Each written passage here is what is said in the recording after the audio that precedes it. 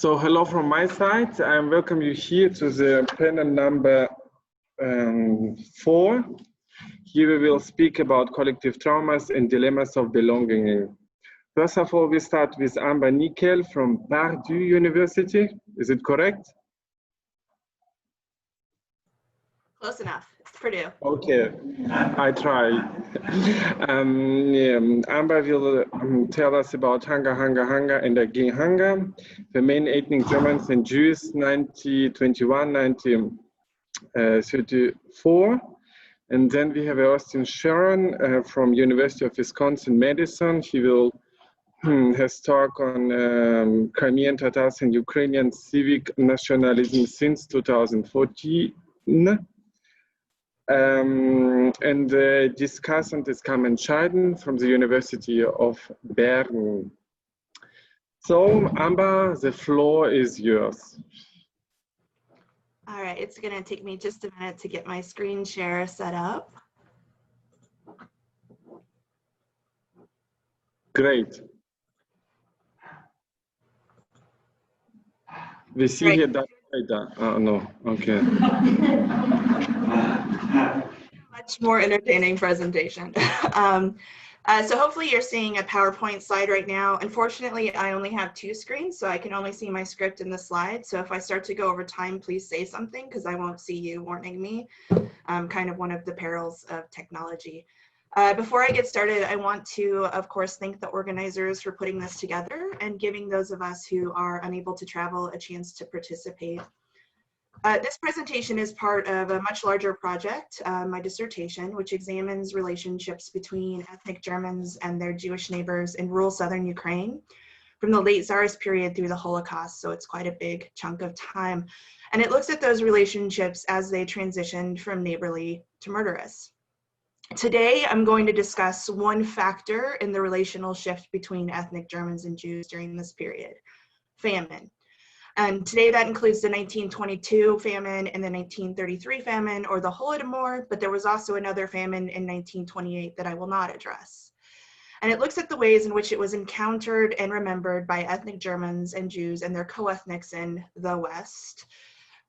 Throughout the presentation, I want you to please keep in mind that these famines were connected to other developments like the Revolution and Civil War, anti-religious campaigns, collectivization, dekulakization, mass arrests, and other forms of state-sanctioned police violence, to which that is only a few. Thus, it is extremely difficult, if not impossible, to completely isolate and measure the impact of famine on intergroup relationships. Nonetheless, today I'm going to try. Famine was part of a complex system of processes that fundamentally altered long-standing relationships between ethnic Germans and Jews in southern Ukraine. The argument I present in this presentation is twofold. Soviet officials targeted ethnic German colonies for grain requisitions and with famine-related violence, resulting in severe demographic and cultural consequences for ethnic Germans. Jews, albeit to a lesser extent due to the nature of Jewish settlement in the region, which was predominantly urban, also suffered tremendously during the famines. As a result, their co-ethnics in the West perceived the famine as a topic of vital importance to be used and abused in national and diaspora projects. Secondly, the famines fundamentally altered ethnic Germans' perceptions of and interactions with other groups in the region, most notably Jews. Consequently, famine, in both experience and rhetoric, later functioned as a powerful tool in motivating them to collaborate in the murder of their Jewish neighbors. Now, before I address the famines, I just want to take a very brief moment to explain exactly who and where this presentation is about. The categories of ethnic German and Jew are flexible and highly subjective, but for the purposes of this project, they are applied to anyone who self-identified as such, was identified by outside community members as such, and or registered as either nationality with the state. The subjects of this study are rural or bordering on rural urban, and the geography of this project is technically the territory that fell within Imperial South Russia. However, considering the ways in which this term has been used and abused, I have opted for southern Ukraine, which is circled on both of these images here. Due to their historical settlement patterns, which you can see in both of these maps, linguistic affinities, and other historical contingencies, ethnic Germans and Jews had a very long and rich history of coexistence and confluence in this region. And this is something that I talk about in the larger project, but we'll have to not cover in detail today.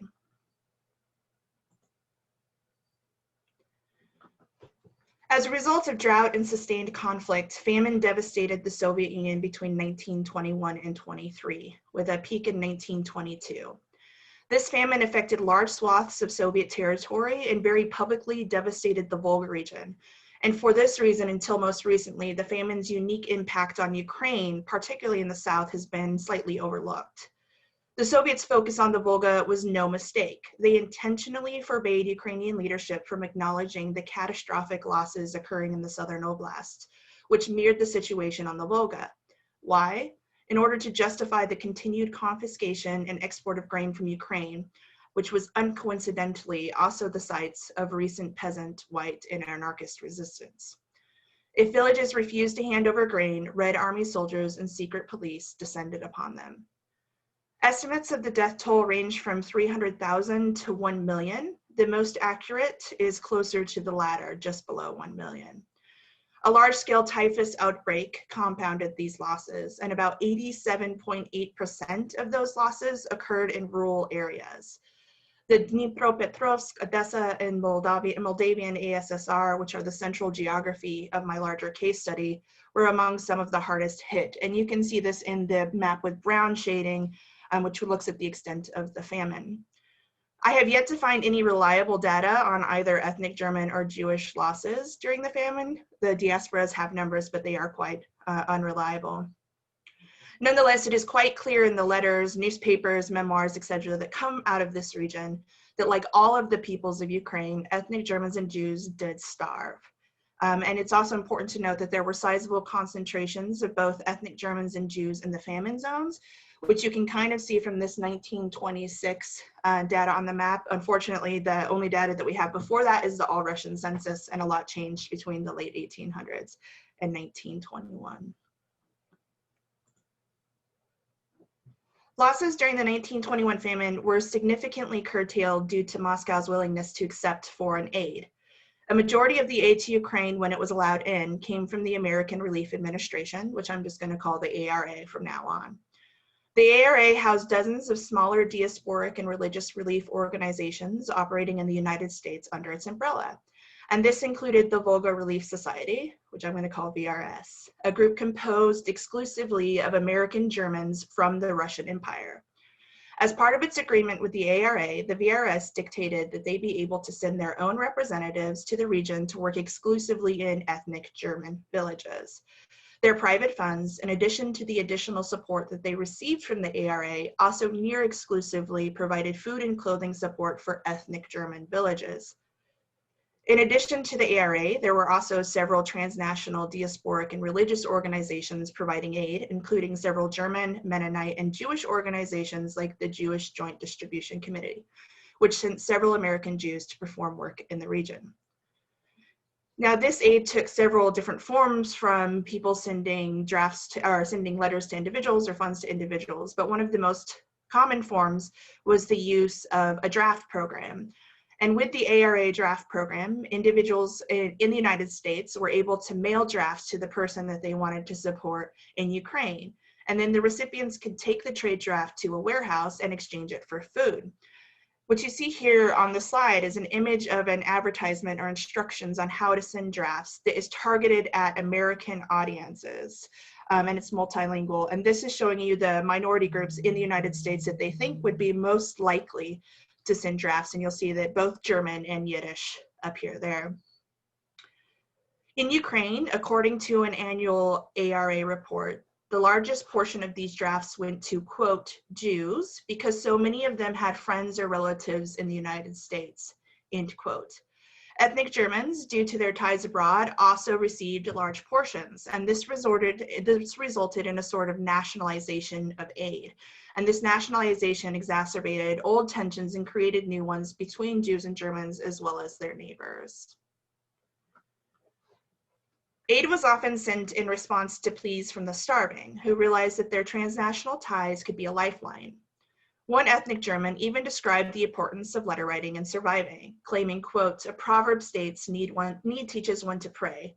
With us the proverb goes, need teaches one to write letters." Many ethnic Germans and Jews spent what little they had on paper and postage, sending letters to family members and friends recounting the horrors of famine in Soviet rule, requesting foodstuffs, clothing, and money. These letters, along with others, circulated in diaspora publications, drumming up additional financial support. This correspondence offers us a glimpse into the impact of famine on ethnic Germans' relationships with their neighbors. For example, as famine raged, Soviet anti-religious policies began secularizing institutions that had been traditionally operated by local churches, including orphanages. In Großliebenthal, which is in the Odessa region, a local Jewish man was charged with the ethnic German orphanage.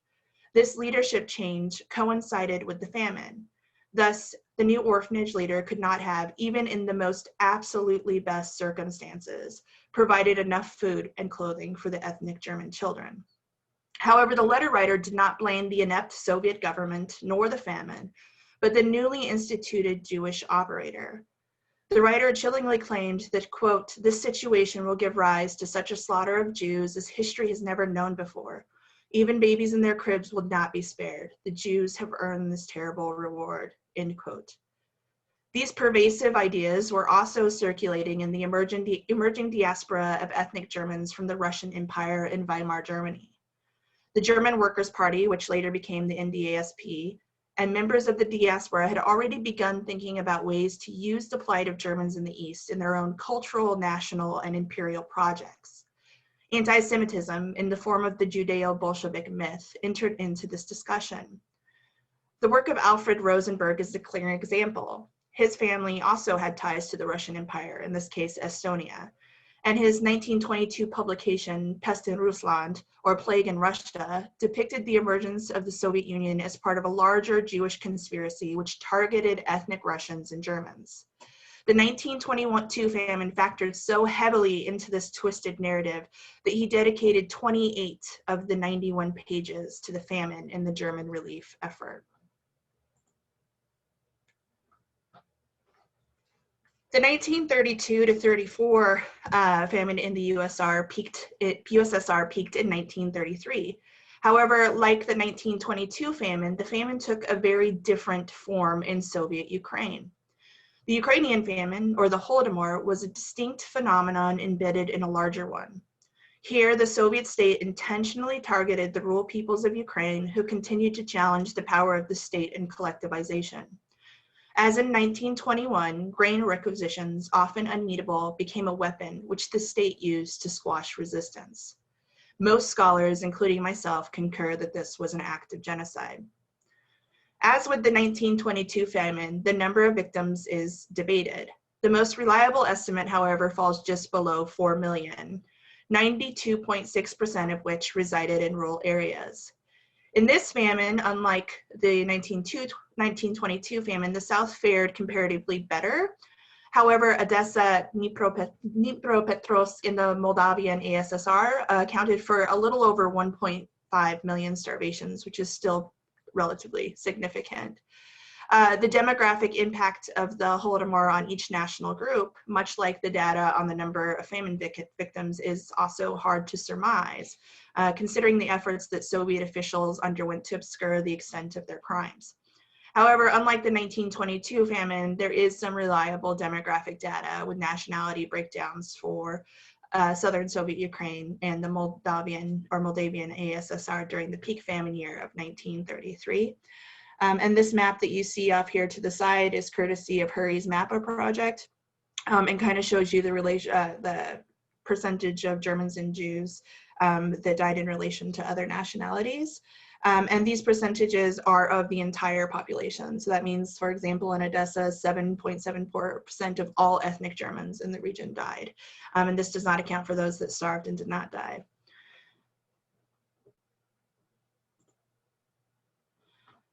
Because over 90% of the direct Holodomor losses occurred in rural areas and Jews were disproportionately settled in urban locales and ethnic Germans in rural locations, it is worth noting that the rural demographic losses kind of changed these numbers a little bit. So you can see, keeping only rule in consideration, the numbers for all of the groups increase.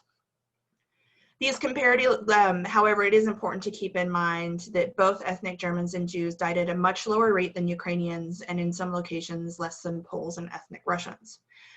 These comparatively better outcomes, I think, had little to do with either group's purported relationship with the state and more to do with their diasporic ties abroad. Unlike in 1922, when Lenin welcomed external aid, Stalin had attempted to hide the 1933 famine and refused most foreign aid. This did not, however, completely stop pleas for help from making their way across the border and outside observers from sharing what they saw. Ethnic Germans and Jews both had strong diasporas abroad with built-in communication webs. Those diasporas had developed blueprints for raising and distributing large sums of money and food during the 1922 famine, and the memory, networks, and leadership was still intact. And this helped some survive, as one ethnic German claimed, quote, "Many people here have already received help from their relatives in America, and so still remain among the living," end quote. Many American Jews. Sorry, you have 1 minute left. Yeah, I'm going to have to skip quite a bit. So this was also a strategy that Jews employed in order to survive. In these letters, most ethnic Germans tended to portray perpetrators as Soviets, Bolsheviks, and Russians. However, increasingly, the rhetoric of the Judeo-Bolshevik myth, which had also begun to gain increased popularity in Ukraine, emerged in their letters. Writing just before the outbreak of the Holodomor and on the heels of the 1928 famine, one wrote, quote, "The Jews want to make slaves of us. The Jews now have an upper hand. No Jews have been deported to Siberia. The people are all against them, but can't do anything," end quote. Obviously, this is not accurate. Many Jews were arrested and deported. The Judeo-Bolshevik myth was also rapidly gaining popularity in Germany. And there were several publications that were circulating, some of them seen here, to kind of increase that popularity. Hitler and his fellow Nazis, who were coming to power at the very same time as the famine, openly supported relief organizations and other aid efforts. In mass, German nationals volunteered and or sent aid directly to their co-ethnics in Ukraine. One organization alone raised 17 million marks, which the government matched with an additional 17 million marks. And both Hindenburg and Hitler personally and very publicly donated 1,000 marks each. So this assistance from America and Germany did help many ethnic Germans stave off famine, but in doing so, it placed them under the Soviet microscope.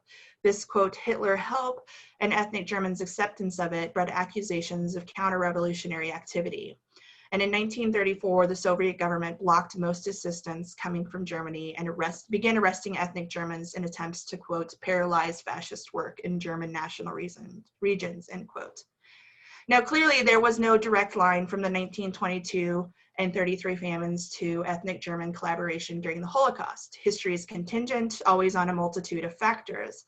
However, both famines, the Soviet responses to them, and diasporic interventions, both ethnic German and Jewish, created fissures between the two groups. Within these cracks, the proverbial tinder for genocide grew. The Nazis simply applied a match. Nazi officials and their interactions with ethnic Germans in occupied Ukraine, be it via propaganda, demographic data collection, and distribution of aid, habitually reminded ethnic Germans of their suffering under Soviet rule, almost always depicting the aggressors as Judeo-Bolsheviks. A deceptive vernacular ethnic Germans had grown intimately familiar with via the local and diasporic discourses surrounding both famines, particularly the latter. Thank you, Amber. It's very fascinating topic. Now we go to Austin. Austin? Yes, hello. The floor is yours. All right, let me share my screen too really quick here. All right, can you see that? Yes. All right. All right, I think I'm all set then. I want to thank the organizers as well for having us here. I wish I could be there in person instead of here in our never-ending American hellscape we seem to be stuck in. So let me jump right in here. I'll be talking about my research related to Crimean Tatars and internally displaced peoples from Crimea broadly in mainland Ukraine, focusing on sort of post-colonial aspects of discourses of nationalism arising around this group. All right, so I like to start with this slide here, and let me move my photo. Okay, here we go. I like to start with this painting from 1772 depicting Catherine the Great's arrival sort of in Crimea and a lead up to the actual Russian colonization of Crimea, because it helps highlight this idea that the former Russian Empire and the Soviet Empire after it are very much colonial empires, very much colonial states. They are empires that rarely get brought into the discussions about colonialism globally, I feel. But I think this is an oversight. And I think with regard to Crimea specifically, highlighting its colonial history and the aspects of colonialism that shaped the current discourse around Crimea is essential to understanding it. And this helps us get into that mindset directly. But speaking about Crimea specifically and the legacy of Russian and Soviet colonialism there, it had a rather devastating effect, as you may suspect, as it has in other places as well. With this quote from Mustafa Jamilov, leader of the Crimean Tatar people, right from a book he published in 1995, describes some of the experiences of Crimean Tatars, the indigenous peoples of Crimea under Russian colonialism, right? He described terrorism and systematic plundering of the civilian population, seizure of the most fertile lands by high Tsarist officials, and displacement of Crimean Tatars to territories unsuitable for farming, thus depriving them of their means of existence, and harsh violation of their religious beliefs. Right, this all culminated, of course, with the 1944 deportation of Crimean Tatars from Crimea altogether to Central Asia and other points throughout the Soviet Union. And it was also what made Crimea into what is now a majority ethnic Russian territory, right? This is only the product of displacement and genocide that Russians were able to, describe Crimea as something that is essentially Russian, as they like to describe it now, right? It's much of the discourse surrounding the 2014 annexation of Crimea, both coming from official rhetoric from the Kremlin and from Russian media, that Crimea has the inherently Russian character. It's always been Russian, right? But hiding behind that discourse is this long legacy of colonial violence. So for these reasons, I think it's very helpful to view Ukraine broadly and Crimea specifically through the lens of postcolonialism. And I think this does a number of things to help us understand contemporary Crimea and its place within Ukraine, right? It historicizes Russia's possession of Crimea, debunking this myth that Crimea has this essential Russian character, as many like to say now. It also exposes, as I mentioned, Crimea's ethnic Russian majority as a product of settler colonialism and the genocide committed against the indigenous people there. Looking at Crimea as through a post-colonial lens in conjunction with the rest of Ukraine also helps us see parallels between the experience under Russian colonialism by ethnic Ukrainians and Crimean Tatars, with parallels to be drawn between the Holodomor on one hand and the Surgun, or the deportation of the Crimean Tatars, as it's known in Crimean Tatar, right? The parallels of genocide here. It also highlights parallels between the two instances of annexation of Crimea, the first in 1783 into the Russian Empire, and in 2014 into the Russian Federation. But perhaps most importantly and most relevant to what I'll be talking about here is that it presents Ukraine as a state that inherited its borders and its territory as a result of colonial policies, and put, in particular, these two groups, Ukrainians, others, and Crimean Tatars, together into a single state, right? And this is sort of the inheritance of these colonial projects manifested in the borders of Ukraine today. So speaking a bit on sort of a theoretical grounding here for talking about post-colonial and anti-colonial nationalism, right? These are ideas that many post-colonial scholars are invested in, right? There's this core idea of the subaltern, right, put forward by Spivak, right? That colonized peoples don't have the power to represent themselves in discourse of nationalism, that they inherit their language and their discourses from the structures imposed upon them by imperialist and colonialist projects. Right, another major sort of thinker within this idea of colonial nationalism, of course, is Benedict Anderson and his idea of imagined communities, which also sort of posits this idea that in colonial contexts, discourses of nationalism are pushed from above. And so because of this reason, Spivak, for one, rejects the idea that nationalism can be a truly liberating project for colonized people. On the other hand, other post-colonial scholars reject this, say that there is an idea of a post-colonial and anti-colonial nationalism that emerges in response to and in opposition to those discourses from above that are imposed, but also sort of incorporating some of those discourses into nationalism coming from below, right? But within this, of course, you have the tricky situation that in most colonial contexts, you have states that are, not homogenous by any means, right? You have largely vast multi-ethnic, multicultural states, and it's imperative to account for these differences within discourses, emerging discourses of nationalism. Right, and so typically civic nationalism is used to distinguish between nationalist ideas that are based on sort of a communal cohabitation within a given territory rather than membership in an ethnic in-group. But Rogers Brubaker sort of posits this alternative framework for state-framed versus counter-state nationalism, where state-framed incorporates all the peoples living within a given territorial boundary and sort of uses that as a basis for the development of a national idea, versus counter-state, which sort of views the ethnic in-group as the core of the nation, and regardless of how the states may, correspond to the distribution of that group. But within a state-framed model, we're talking about here, there's different, you have to account for, right, the multicultural differences within that. And Flaris posits these three different models, right? The conservative model that's sort of colorblind, right? That sees, equal opportunity for all people based, not based on ethnic identity or anything, but sort of individual rights without privileging any specific group. The liberal model is sort of the culturally tolerant, which sees some privileges, but still not at the expense of individual rights. Whereas the pluralistic or culturally conscious model does see, take proactive steps to grant minority groups collective rights based on their marginalized identities, right? So there's sort of the dynamic with I guess conflict within multicultural states, how to best to manage this multiculturalism based on these elements. So what I'll be talking about here, what I'm talking about now is based on my dissertation research that I completed in Ukraine between 2015 and 2017 among internally displaced peoples from Crimea, specifically of all ethnic backgrounds. Right, included 94 interviews, 3 focus groups, participant observation sessions, and an online survey of Crimean IDPs. Those of you who have been at this conference in the few years past will be familiar with some of the research I've done, sort of talking about the same body of research I've been talking about for a few years now. And so one of the core ideas that came up a lot in my research, but also is sort of at the core of this question surrounding Crimean Tatars nowadays in Ukraine, is sort of this new recognition of their patriotism or their sense of belonging to the Ukrainian state since 2014. Right, that for a long time there was this misunderstanding, there were a lot of misconceptions about Crimean Tatars among their fellow citizens in Ukraine. This idea that, they're not totally committed to the Ukrainian state, perhaps they have stronger ties to Turkey. If given the chance, maybe they'd like to join Turkey or become independent.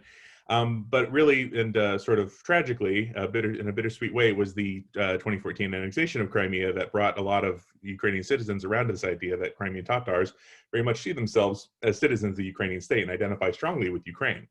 And here's a quote from a Crimean Tatar leader, Rafat Chubarov, head of the Mejlis, the National Assembly of the Crimean Tatars.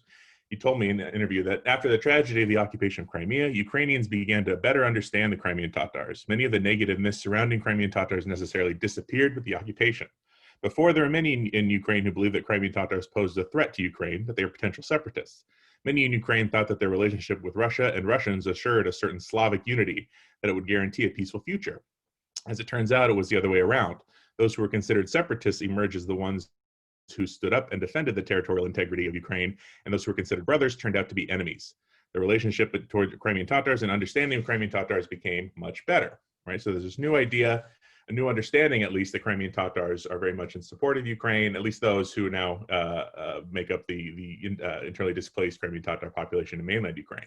But it sort of begs the question about why did Crimean Tatars embrace Ukraine in the first place, right? When they arrived back in Crimea after their decades in exile, after the deportation in 1944, they arrived in a Crimea that had, in their absence, been transferred to the Ukrainian SSR and now was about to become a part of independent Ukraine, a country and a territory to which they had never developed any real strong affinities or connections, right? But they very quickly embraced it as their new state and the state to which they were now citizens.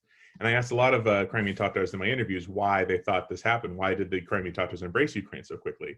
And I got a variety of responses here. I won't read all these quotes, but just so you can kind of break them down into some ideas that there's sort of a mutual enemy in Russia between Crimean Tatars and Ukrainians. a certain post-colonial solidarity and compatibility, as I mentioned, right? They'd gone through similar experiences of subjugation and genocide under Russian and Soviet colonization.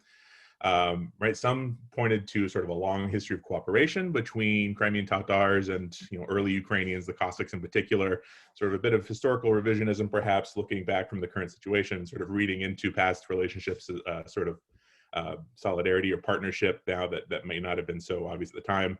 But maybe my favorite response here from the bottom, if you want to read that last quote, is just that Ukraine left Crimean Tatars alone while the Russian Empire had very much been an oppressor to them. So altogether, you could say that initially, at least, Ukraine represented an anti-Russia to the Crimean Tatars, sort of a bulwark against potential revanchism of Russian revanchism in Crimea going forward.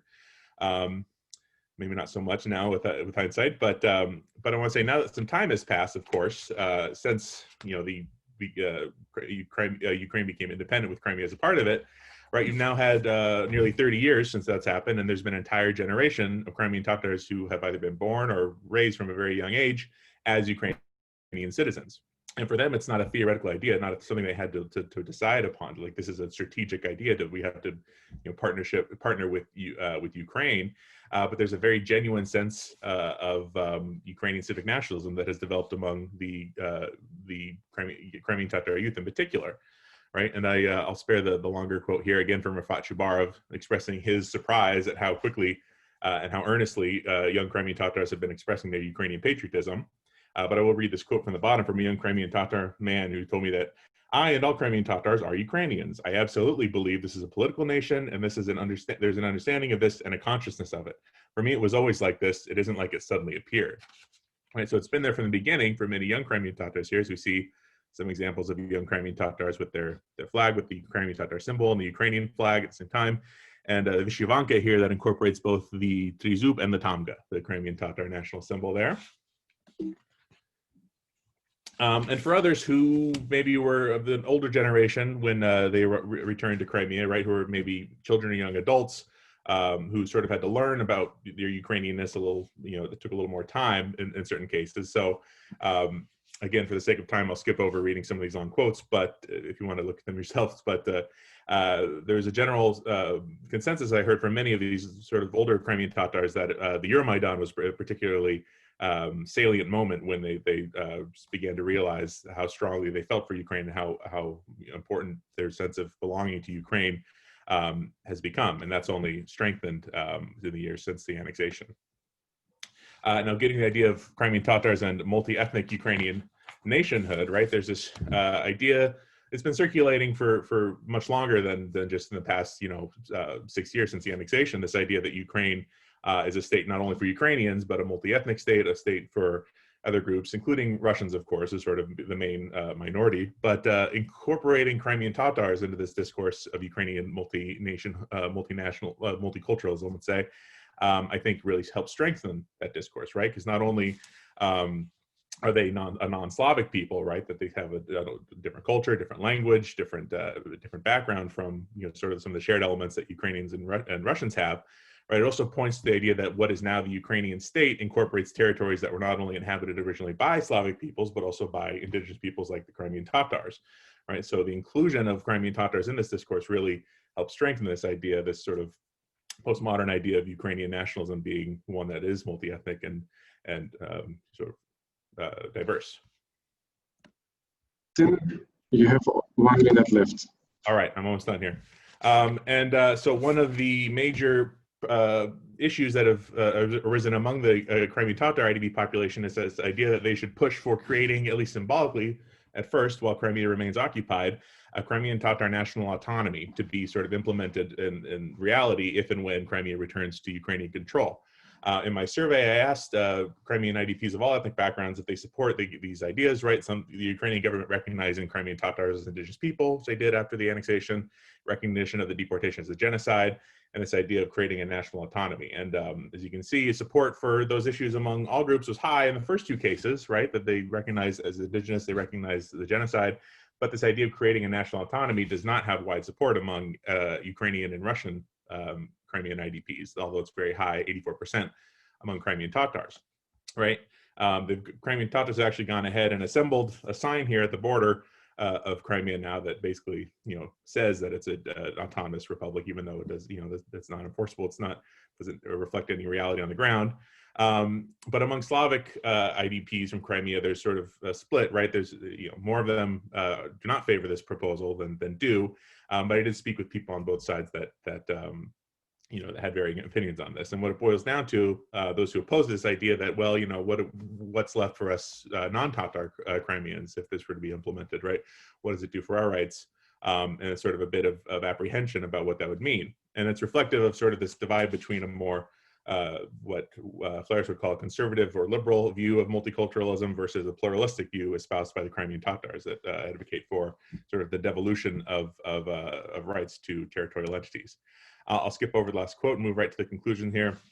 Right, in my concluding arguments, one that Crimean Tatars, particularly those now internally displaced, have developed a strong sense of Ukrainian civic identity, and this underscores the multicultural and multi-ethnic dimensions of modern Ukrainian nationalism.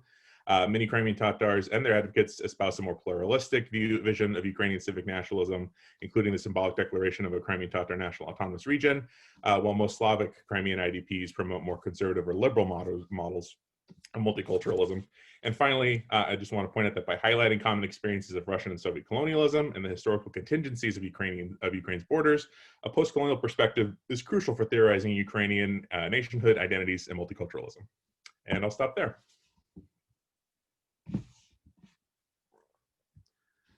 I'll stop this. I think you're still muted. Sorry. Austin, thank you very much for your comments, for your interesting topic. Now we go to comment session. Carmen, the floor is yours. Yes, thank you very much. So thank you for organizing the conference and that I can participate via Zoom. We start the term next Monday, so I have really a high workload. But thanks to both of you for very interesting papers, and I try to find some arguments. So you both deal with minorities, with ethnic or national minorities, and question how do they perceive themselves and which political actions are coming from their situation, which I find quite interesting. One question to both of you is, in how far do you think you essentialize very homogeneous groups?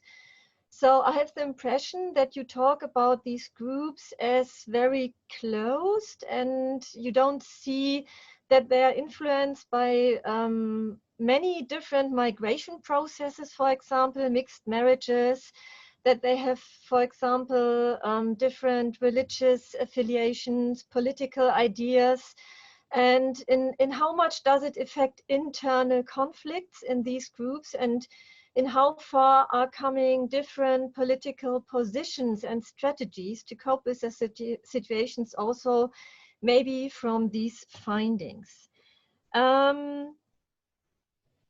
A second question to both of you is, in how far do we need to understand the legal frameworks we find historically in the specific situations? So to Crimean Tatars, in how far was after 91 their situation as a minority protected in Ukrainian constitution?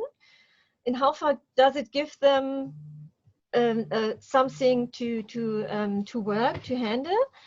And also for the 20s and early 30s, what is the legal framework and in how much does it affect? So Amber, you did show us that coming up from Soviet national politics, a certain tension between these groups, between Germans and between Jews came up. Your argument is that it was a famine, and out of famine and support from diaspora, there grew up a specific tension between the Germans and the Jews there. And that this was leading to the Holocaust, to the collaboration from Germans to collaborate with German Wehrmacht and to participate in the Holocaust towards the Jews in the region. I think you could make this argument much stronger because I see it a little bit differently. I don't see that it's only going back to the famine experience, but also to social differences.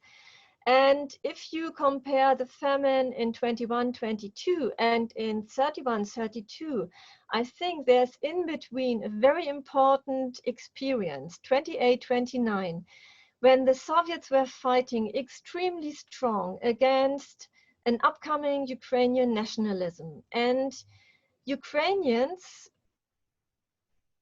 I think it was something like a catalyst for anti-Semitism, because Ukrainians perceived those Soviets who suppressed them, mostly as these Judeo-Bolsheviks, which you mentioned.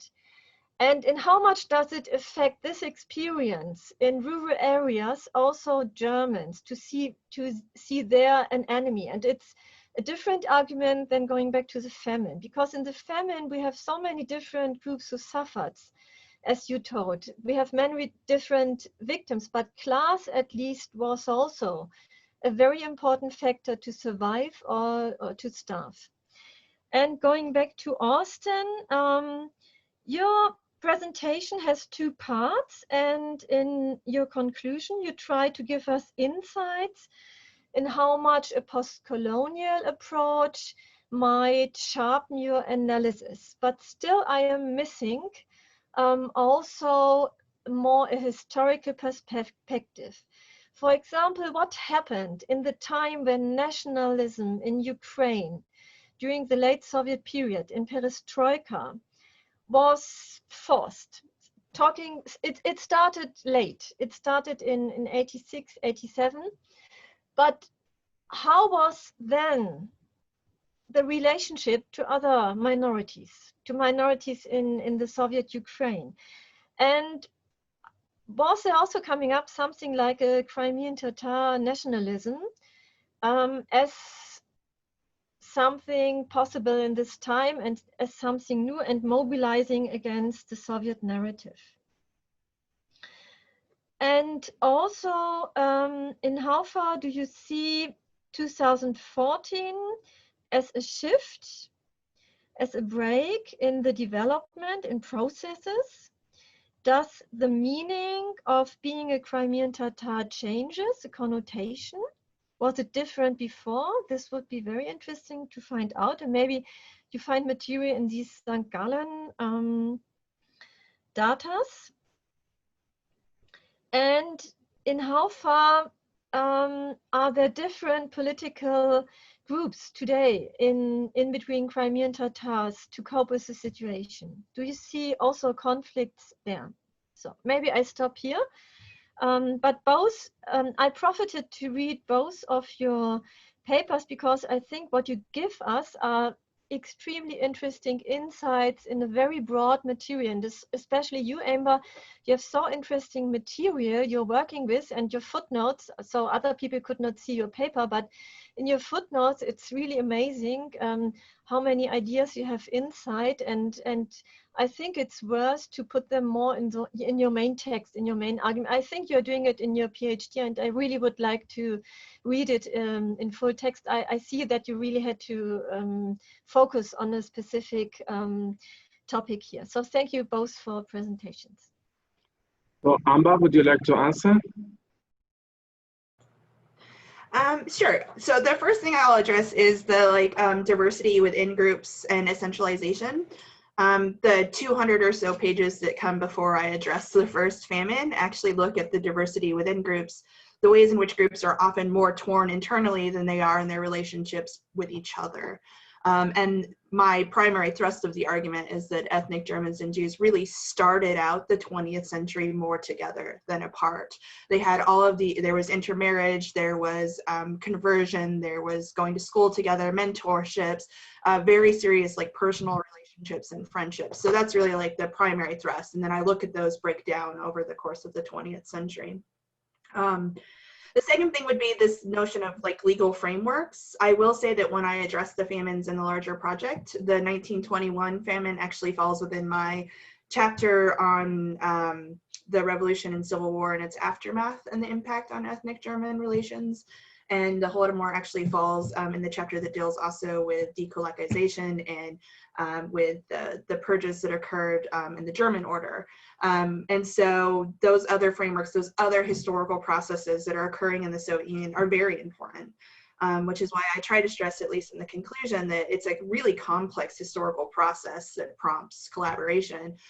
And getting Germans to believe the Judeo-Bolshevik myth takes 40 years, takes 50 years, and it occurs through both Soviet propaganda on the ground, German propaganda from abroad, their relationships with one another, as well as what's going on with their neighbors, their Ukrainian and other Slavic neighbors, Hungarian neighbors, Bulgarian neighbors. So this really is this story of like several things chipping away at a relationship. Unfortunately, that couldn't come out in this shorter presentation or this shorter paper. There's just not enough room for that level of nuance. But yes, definitely, it's a big project, and getting it all into one thing is difficult. I think that answered them all, I hope.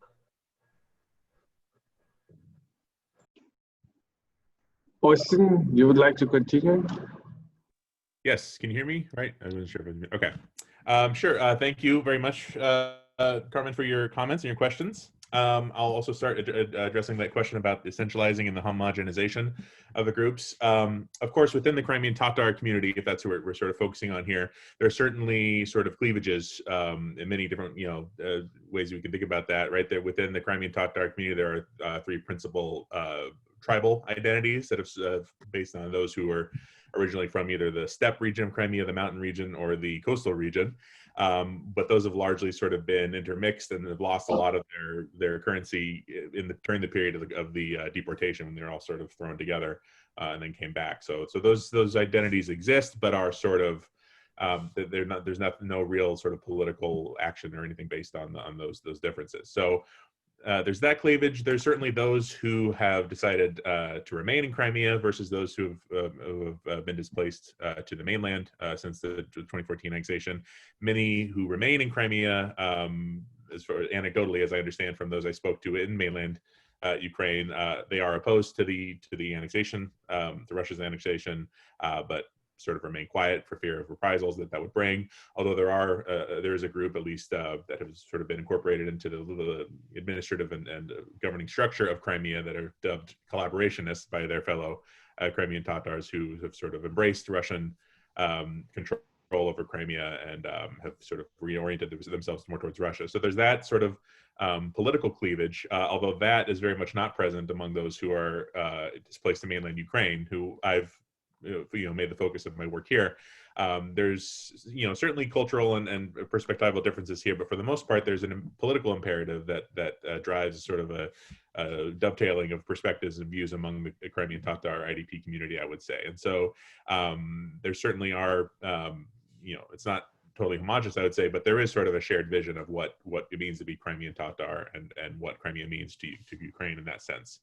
As far as the legal framework, the question of whether Crimean Tatars were protected in 1991, there was it took a very long time for any sort of formal measures of protection from Kiev were implemented in Crimea. There was, for much of the history, as the Crimean Tatars were returning and struggling to regain their footing in Crimea, the issue was more dealing with the regional authorities in Crimea, who were fronted by, ethnic Russians, who were very much, wary and concerned about the return of Crimean Tatars and what it would mean to their regional status. There's evidence I've seen recently that the referendum in 1991 to restore Crimea's autonomous status ahead of the collapse of the Soviet Union was largely driven by ethnic Russian anxieties about what it would mean as the Crimean Tatars arrived, and how it would threaten their sort of grip on authority there. So that was seen as a move to try to defend that majority status. So the legal framework is tricky.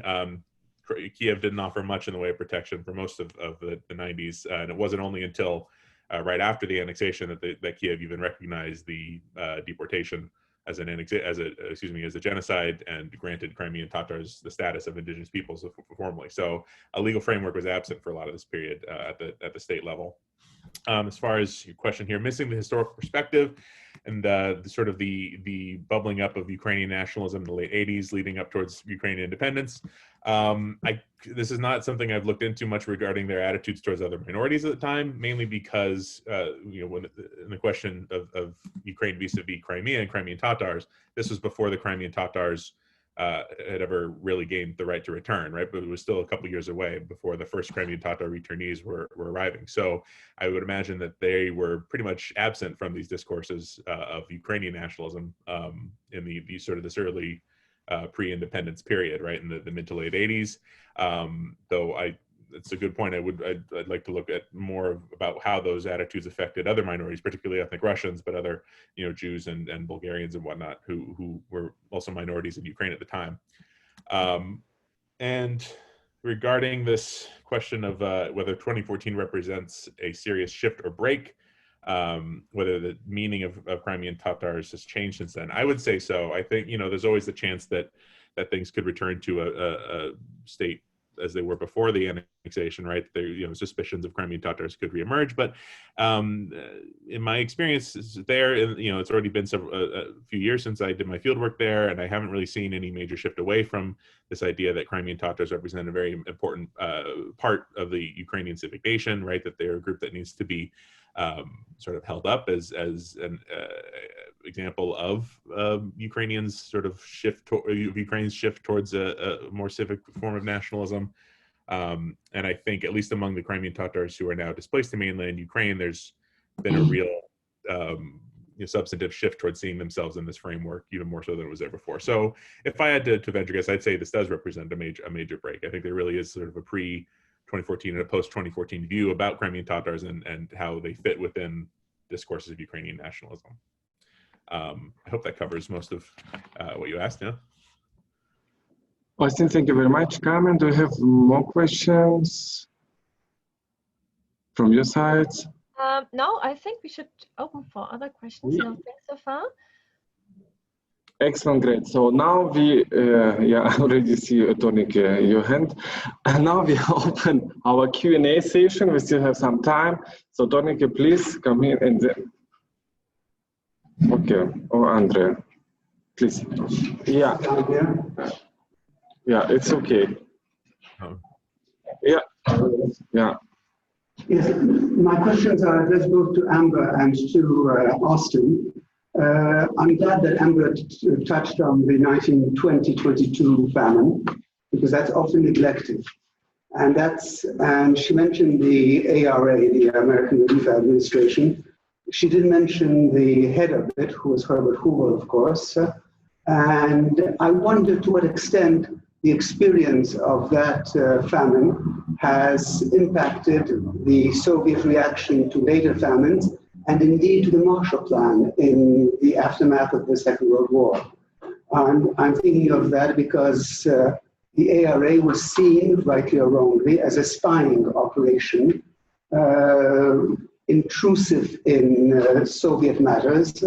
And the example that you brought out in the 1930s of German interest in the famine only reinforced that idea. So the notion that the Soviet Union would be open to foreign aid, which was the case in the 1920 famine, wasn't the case in the 1932 famine, and wasn't the case also in 1947 when the Marshall Plan was offered to all European states. My question to Austin would be, the Crimean Tatars don't consider Ukraine as a post-colonial state. Now, why would that be? Would it be because Ukraine is anti-Russian and Russia is the ultimate colonial state? Or are there some other reasons for not considering Ukraine a post-colonial state? Thank you. I'd like to start. I suppose, do you want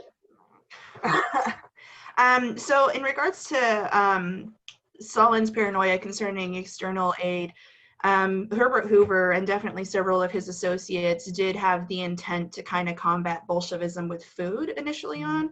So that was their intent with the ARA.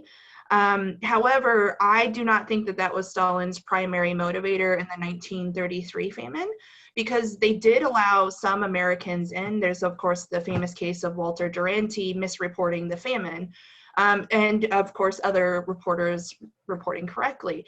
So Stalin did not want aid on the ground at all during the 30 famine, because there was a distinct intent to murder with the 33 famine in a way that there was not necessarily in the 20s. In regards to the Marshall Plan, this one is also something that I don't think scholars have really agreed on, and it's not something that I focus on. But I will say that in the years immediately following the war, Stalin still held out hope that they would somehow get reparations for the war, and you see this in the Extraordinary State Commission as they start cataloging what's going on and trying to get reparations. And so some scholars have argued that they held out for reparations and would not accept Western aid because that would have put them in a kind of nefarious position. But in the end, yes, Stalin was paranoid. He always thought the West was trying to infiltrate, and to an extent, the West always was. And Andre, to your question to me, I'm not certain where you're getting the idea that Crimean Tatars don't consider Ukraine a post-colonial state. I mean, for one, this idea of post-colonialism is sort of an academic pursuit, right? It's an academic idea. It's not something that I think, at least among the people I've spoken to, is something that gets discussed or gets framed this way, on a regular basis.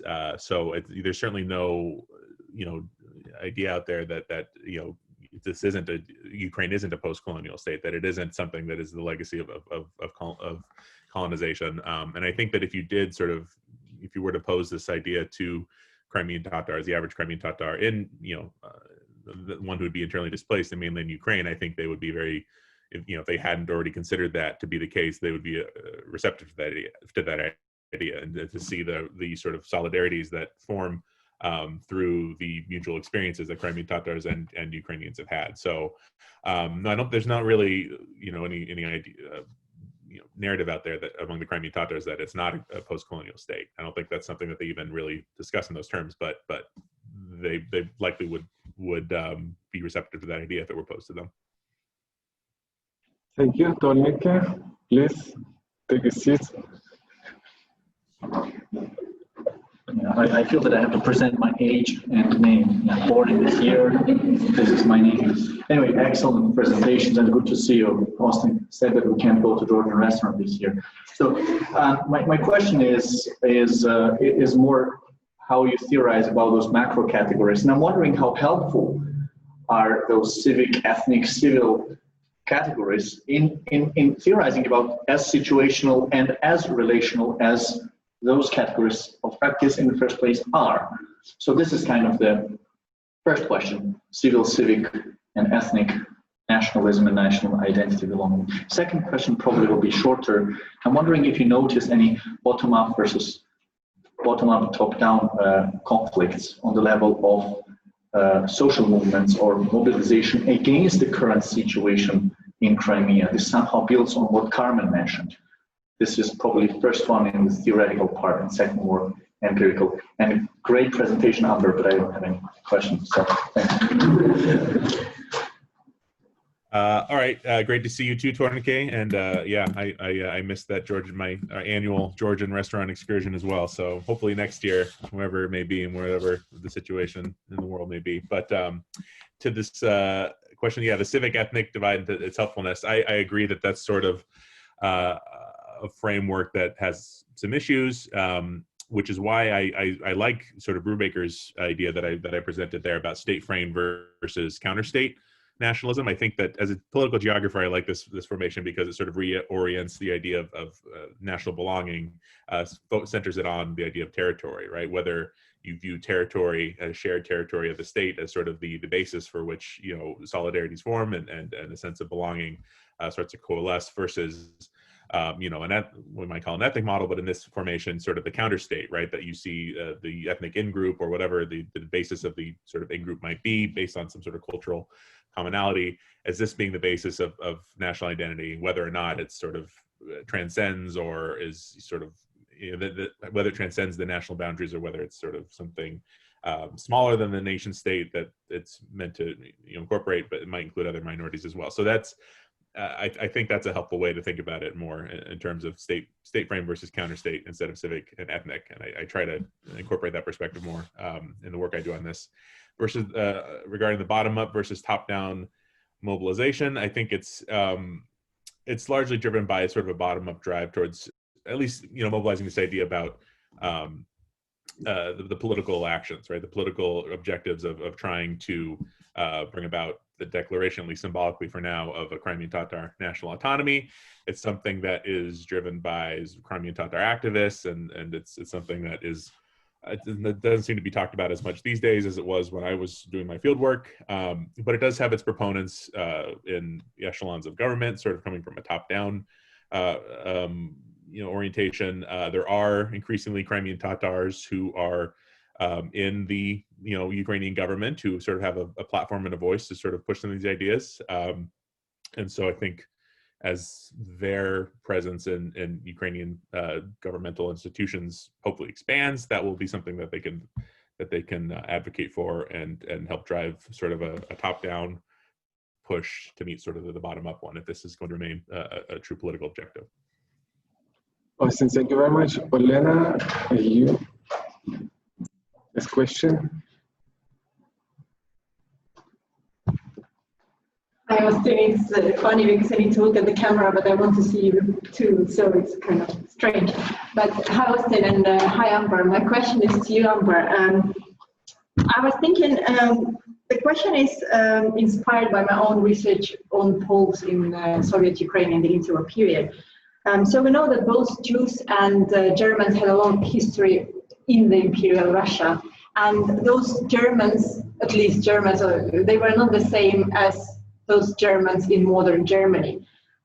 So do you think that their allegiance of those Russian, Soviet, Ukrainian Jews changed to German state, basically changed in view of those, like a famine or any other negative experiences they had in Soviet Union? I don't know, did they start to regard Germany as an external homeland or like kin state?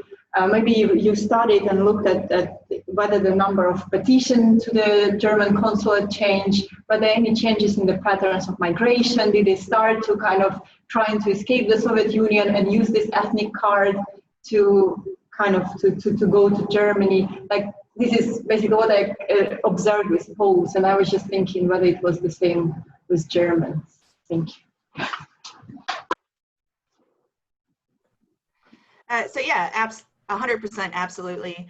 I would say that this, prior to the outbreak of the revolution, most ethnic Germans' affiliations tended to be with the local, with their confessions, so either Catholic or Lutheran, but like loosely tied to the Russian Empire or some sort of affiliation to the Russian Empire. However, there was a brief moment of the German-backed hetman, there was a brief moment of German occupation in Ukraine that started this shift towards German allegiances in 1919. And then through like this diasporic interaction, you see in their letters and their memoirs that increasingly they stop identifying as Lutheran, as Catholic, as Ukrainian, as Russian, and they start beginning to identify as German. And this increases as you get closer and closer and closer to the Second World War. It's also important that part of this is a result of Soviet processes because of their ethno-national programs in the interwar period started creating a more solidified sense of German identity as well. When German was reintroduced in schools, German nationality was stamped on their passports, and it was habitually reinforced that they were German to a certain extent. But yeah, definitely, there is this increased identity that German has. So we have one more question from Ramon. Please. Thank you both for the presentations. I just wanted to ask Austin quickly if you've looked at the indigenous people's rights for Crimean Tatars in this post-colonial framework, if you factor that in any way in your analysis. Thank you.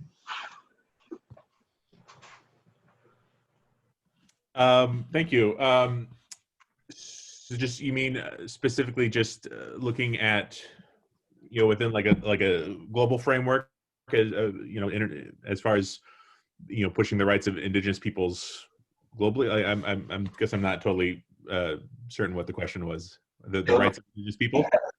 So I mean, it's a concept that's very much used in post-colonial studies, right? This indigeneity, and the Crimean Tatars were pursuing legal recognition as an indigenous people in Crimea, which is different as a category and way more protected than national minority group. It includes rights to territory, it includes economic rights that the status of national minority doesn't carry. So I would find, I mean, might be that it didn't pop up on your radar, but I would find this a relevant legal discussion to when applying a post-colonial lens to the situation of Crimean Tatars in present-day Ukraine. When they were seeking recognition at the UN as indigenous peoples in Crimea, I honestly have no idea how the story ended, if they actually have the status or not.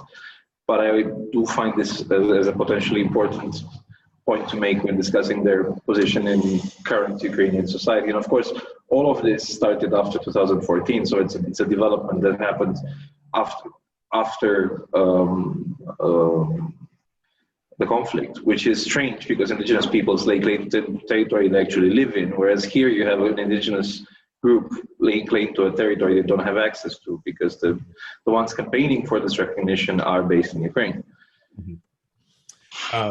Okay, yeah, thanks for the clarification. I completely agree, and indigeneity is very much a central component of this idea of post-colonial viewing of Ukraine and Crimea in particular.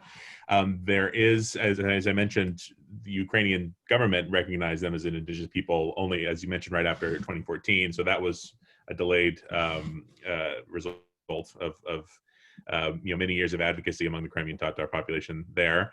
And increasingly there's a push to talk about Crimean Tatars in this framework of indigeneity. There's work by Ukrainian scholar Natalia Belitzer, who has done a lot to sort of frame Crimean Tatars as an indigenous people and to present the historical evidence for that. It's disputed, right? There's the tricky issues of the origins of the Crimean Tatars having been a group that sort of coalesced from many different peoples who had arrived there too. Those acting in bad faith could point to that as a sort of evidence of their not being indigenous. And so it has been something that it's been a struggle for Crimean Tatar activists to push for. They do send representatives, at least to the UN, among groups, assemblies of indigenous peoples. They are very much involved in sort of international discussions and institutionalizations of indigeneity broadly. And so, it's been a slow process, but there's certainly been a push and a drive towards, viewing them within this framework of indigeneity. And that's certainly, a cornerstone of this idea of a post-colonial condition in Crimea and Ukraine broadly.